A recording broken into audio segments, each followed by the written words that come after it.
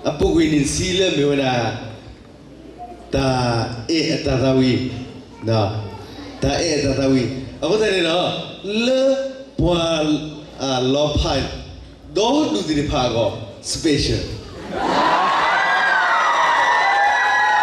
Awak number 8. Number 8. Nah, le puan lopai do dua special lah.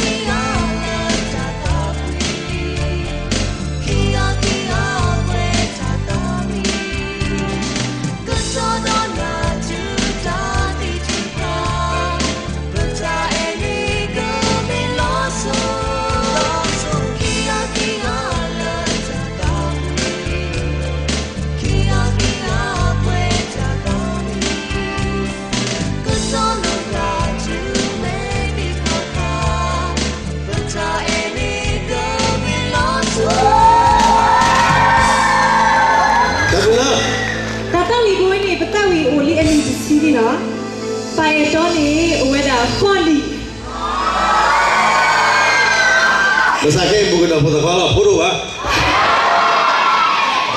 Okay, akhirnya pergi langsung tak buat temui, apa kata temui lolos sosok